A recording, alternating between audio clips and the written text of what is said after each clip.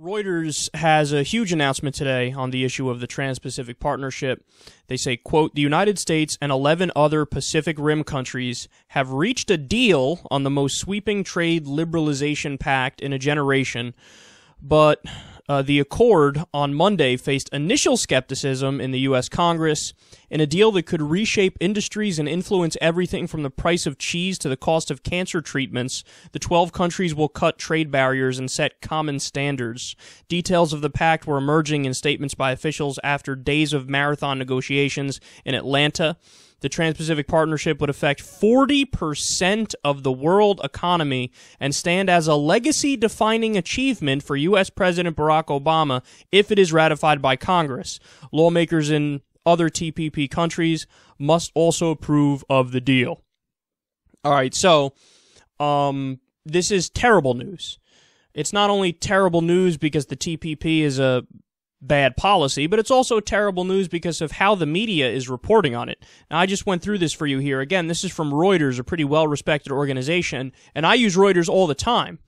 But the way they frame this is just flat out wrong. They said, hey, this is going to be a legacy-defining achievement, quote, a legacy-defining achievement for President Barack Obama. Yeah, but if it's an achievement, that would mean it's already a foregone conclusion that it's a positive thing. Now, not only, again, do we know from WikiLeaks that this isn't really a positive thing for the American people, but when you look at the polling data, the overwhelming majority of the American people, Democrats, Independents, and Republicans, we're all against further so-called free trade deals. Because in reality, what are they? They are outsourcing deals. So they continue here and explain what the holdup was based on. They've been negotiating for a long time now, and they were stuck on a few different parts. The most important one was, quote, negotiating teams had been deadlocked over the question of the minimum period of protection to the rights for data used to make biologic drugs made by pharmaceutical companies. So this is one of a few different areas where they weren't sure, hey, how do we work this out? This place wants to be stricter on this. This place wants to be looser on this. Apparently, they were able to iron out all the details and come to some kind of an agreement. And now, you and I have to hope that it just doesn't get through Congress here and that other legislatures elsewhere will block it as well. So this is, as I've said before, one of the best examples of how we know our government is bought and paid for by powerful interests. It's bought and paid for by multinational corporations and billionaires and just businessmen, well-off businessmen.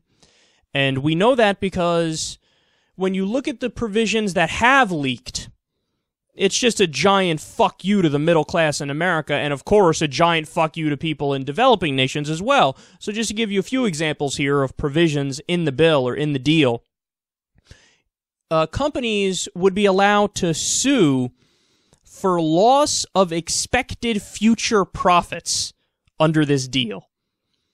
So that means you don't have to actually make the profit. You can just say, I think we're supposed to make X, Y, and Z, and if we don't, well, then the taxpayers have to subsidize me because that's part of the deal.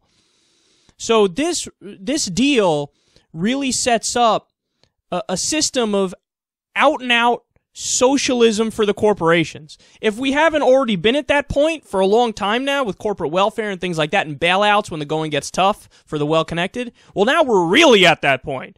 They're just putting it in a deal that, hey, if we don't make money, you have to pay us either way. Does it work like that with small businesses? Stop and think about that.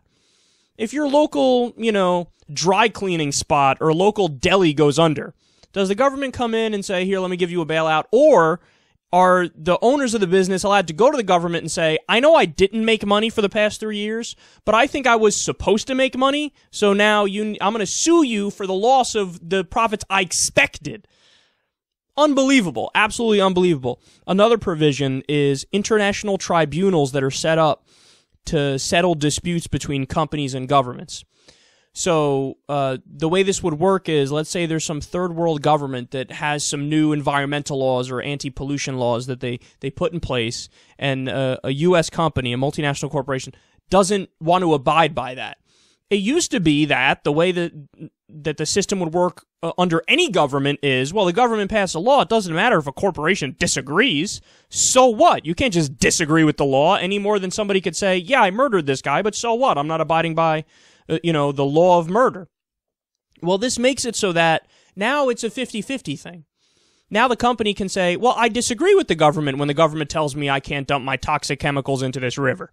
And then where do they go to solve it? They go to an international tribunal. Now here's the even more fucked up part. Who's going to pick the people that are going to be on the international tribunal? The corporations. So a corporation gets to do whatever it wants in a developing nation.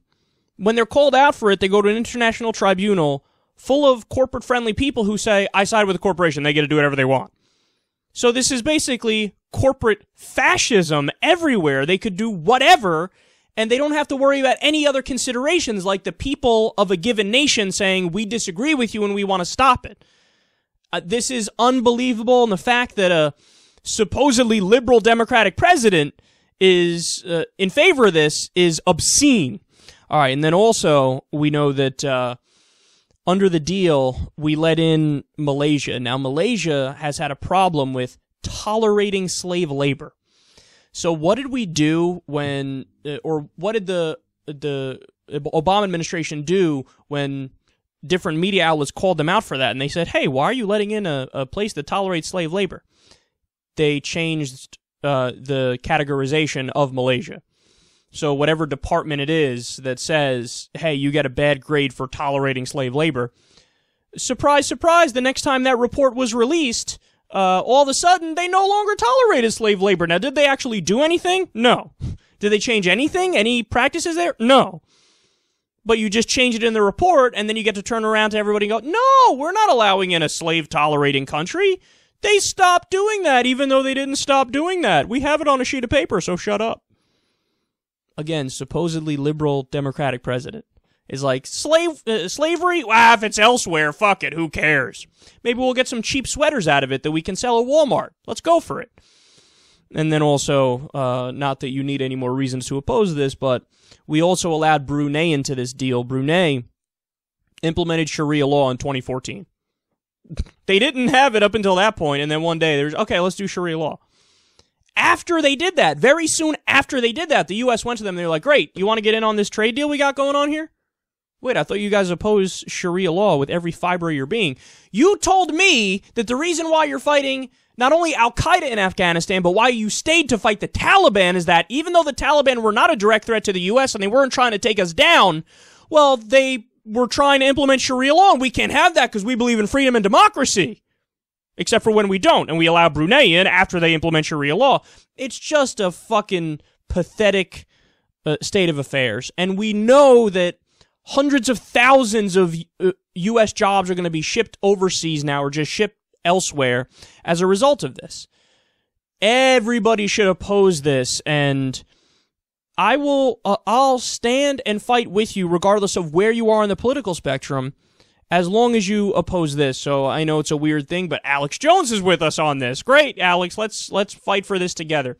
There are plenty of people who are just flat out in the anti-Obama no matter what crowd, in the Tea Party crowd, that are with us on this. Perhaps for the wrong reasons they're with us, but they're right that they're with us. So let's fight with them. The sad thing is, because of how establishment our main parties have become now, we might need to rely on the craziest members of Congress to block this. Isn't that a stunning and weird change up here? We might actually be cheering for people like Louis Gohmert on this one. Again, he might be against it for the wrong fucking reasons, but he's against it, and he's right to be against it. So forgive me if for the next month or so I'm sitting here cheering on a bunch of idiots. As the old saying goes, a broken clock is right twice a day. But even having said that, I do think there will be some strong progressives against this as well.